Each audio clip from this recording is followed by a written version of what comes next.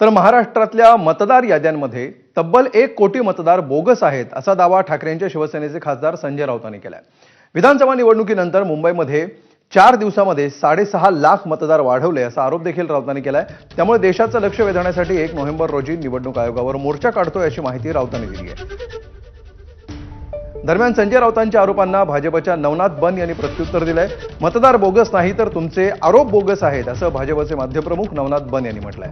तसंच 1 नोव्हेंबरचा मोर्चा जनतेची माफी मागण्यासाठी काढा असं आव्हान देखील बन यांनी दिलं। 96 लाख म्हणजे मी ज्याला आपण राऊंड फिगर म्हणतो ते 1 कोटी 1 कोटी मतदार बोगस असणं म्हणजे निवडणुकीचा निकाल पूर्ण या बोगस मतदारांच्या हातामध्ये आहे। आता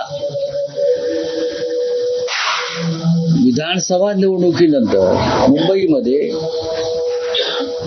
4 दिवसामध्ये 6.5 लाख मतदार वाढवले गेले। पगारी नेते संजय राऊत यांना मला सांगायचंय, मतदार बोगस नाही तर तुमचे आरोप बोगस आहेत। तुम्ही जनतेचा अपमान करतायत। त्यामुळं 1 नोव्हेंबरला मोर्चा काढायचा असेल तर जनतेची माफी मागण्यासाठी मोर्चा काढा, कारण तुम्ही मतदारांना बोगस म्हणून त्यांचा अपमान